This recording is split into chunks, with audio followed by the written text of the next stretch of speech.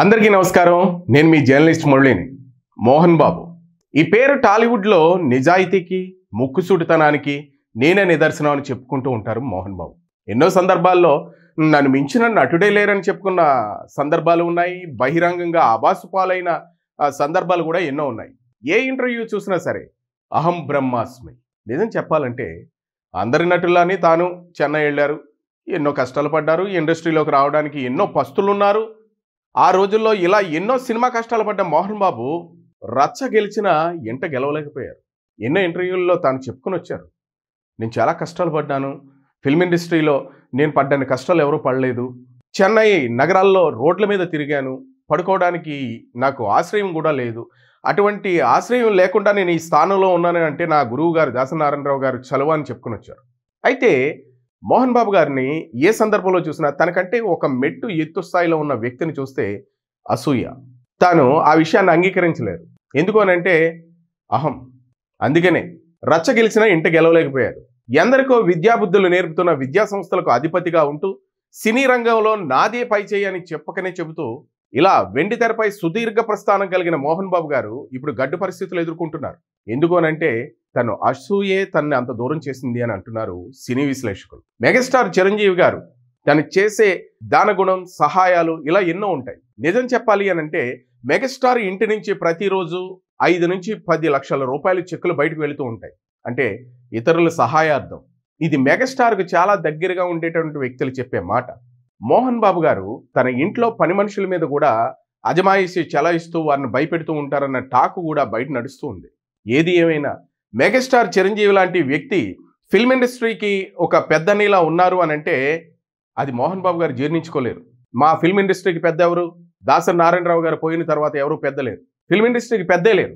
ఎందుకు ఈ మాట అంటారంటే మెగాస్టార్ చిరంజీవిని అందరూ అన్నయ్య అన్నయ్య అని పిలుస్తూ ఇలా చాలా దగ్గరగా ఉంటూ మెగాస్టార్ చిరంజీవి గారికి వెన్నంటే ఉండేవాళ్ళు చాలా మంది ఉంటారు. ఇది మోహన్ బాబు గారికి నచ్చని విషయం, జీర్ణించుకోలేని విషయం. అందుకనే ఫిల్మ్ ఇండస్ట్రీకి పెద్ద ఎవరు అని చెప్పుకుంటూ వస్తారు. ఇలా వెండి తెరపై సుదీర్ఘ ప్రస్థానం కలిగిన మోహన్ బాబు గారు అయితే ఆయన కుటుంబంలో కలహాలు మనందరికీ తెలిసిందే.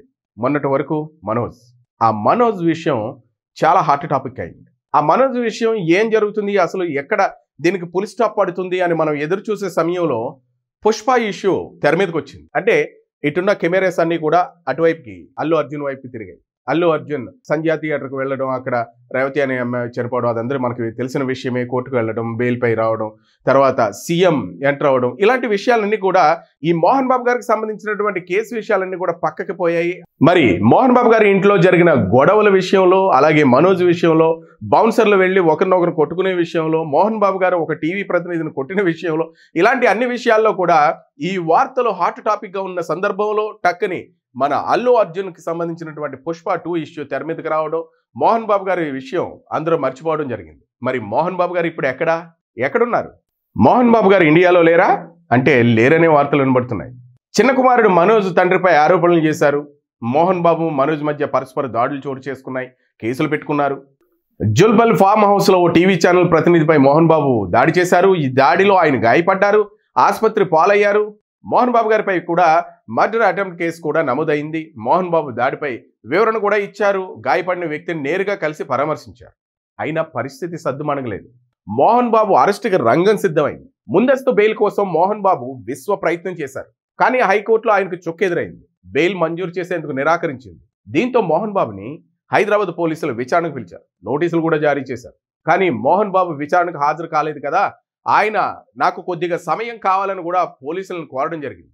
మరి సమయం అయిపోయింది, కేసులు నడుస్తున్నాయి. పోలీసులు మాత్రం మోహన్ బాబు గారి కోసం వెతుకులాట మొదలుపెట్టారు. తాజాగా ఆయన అజ్ఞాతంలోకి వెళ్ళినట్లు తెలుస్తుంది. ఏపీలో మోహన్ బాబు ఉన్నారట. ఈ సమాచారం అందుకున్న పోలీసులు అక్కడికి కూడా వెళ్లారు. కానీ మోహన్ బాబు కనిపించలేదు. తెలంగాణలో కూడా ఆయన లేరు, మొబైల్ కూడా అందుబాటులో లేరు. దాంతో మోహన్ బాబు పారిపోయాడనే ప్రచారం జరుగుతుంది. మోహన్ బాబు చాటుగా అమెరికా వెళ్ళిపోయాడని పోలీసులు అనుమానిస్తున్నారు కూడా. మరి ఈ కథనంపై మోహన్ బాబు ఎలా స్పందిస్తారో చూడాలి. మోహన్ బాబు, విష్ణు ప్రస్తుతం కన్నప్ప మూవీ చేస్తున్నారు. ఇది నిర్మాణ దశలో ఉంది. 2025 సమ్మర్ కానుకగా మన ముందుకు రాబోతుంది. కన్నప్ప చిత్రానికి మోహన్ బాబు గారు నిర్మాత, అలాగే ఒక కీలక రోల్ కూడా చేస్తున్నారు. ఈ చిత్రంలో ప్రభాస్, మోహన్ లాల్, శివరాజ్ కుమార్, అక్షయ్ కుమార్ వంటి పెద్ద బడా స్టార్లు కూడా ఇందులో నటిస్తున్నారు. అయితే ఇందులో మరి గెస్ట్ రోల్స్లో కనిపిస్తున్నటువంటి మోహన్ బాబు గారు భారీ బడ్జెట్తో పీరియాడిక్ డివోషనల్ డ్రామాగా తెరకెక్కిస్తున్నారు. మరి ఈ సినిమాలో భాగంగా అమెరికా వెళ్ళారా, లేక పోలీసులు అరెస్ట్ చేస్తారని తెలిసి దాక్కున్నారా? అసలు మోహన్ బాబు విషయంలో చట్టం పని చట్టం చేసుకుపోతుందా, లేక చట్టం పని ఎవరైనా నియంత్రణ చేస్తున్నారా అనే అనుమానాలు బయటకు వస్తూ ఉన్నాయి. అయితే మోహన్ బాబు గారు చట్టాన్ని గౌరవించి చట్టం ముందు నిలబడతారా?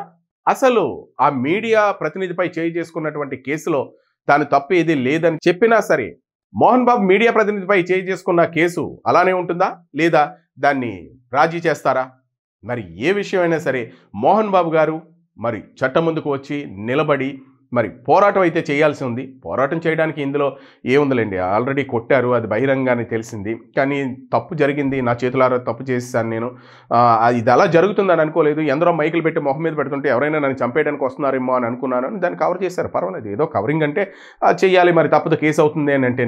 మరి అట్లాంటి మోహన్ బాబు మనోజ్ విషయం ఏమైపోయింది అసలు?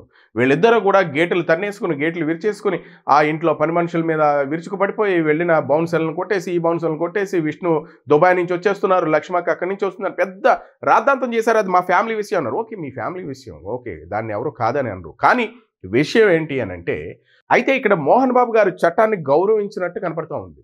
మోహన్ బాబు గారు అజ్ఞాతవాసానికి వెళ్ళవలసిన అవసరం ఏముంది? కొద్దిగా వెసులుబాటు కావాలన్నారు, వెసులుబాటు ఇచ్చారు. మరి వెసులుబాటు అయిపోయిన తర్వాత కూడా చట్టం ముందు నిలబడాలి కదా. తను దోషి కానప్పుడు నిరూపించుకోవాలి కదా. నిరూపించుకుంటేనే కదా తను దోషి కాదని మనందరికీ తెలిసేది.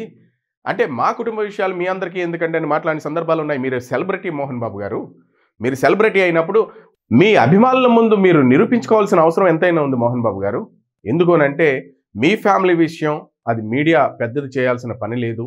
ఓకే, కానీ ఈ కేసుల విషయంలో హైకోర్టు మీకంటూ ఒక పరిధిని కేటాయించింది. అలాగే మీకంటూ కొద్దిగా వెసులుబాటు ఇవ్వాలని మీరు అడిగితే కాదని చెప్పింది. మరి కాదని చెప్పినప్పుడు చట్టాన్ని మీరు గౌరవించాల్సి ఉంటుంది. మరి మోహన్ బాబు గారు అయితే అమెరికా వెళ్ళిపోయారని అయితే మాటలు వినబడుతున్నాయి. మరి అజ్ఞాతవాసంలోకి వెళ్లాల్సిన పని ఏముంది అంటే, ఇది ఎవరైనా ఇచ్చిన సలహానా లేదా మోహన్ బాబు గారికి వచ్చిందో అయితే మనకు తెలియదు. కానీ మోహన్ బాబు గారి కోసం పోలీసులు అయితే వెతుకులాట ప్రారంభించారు. మోహన్ బాబు గారు చట్టాన్ని గౌరవించి పోలీసుల ముందు నిలబడతారో లేదా దొంగ పోలీసు గేమ్ ఆడతారో చూద్దాం.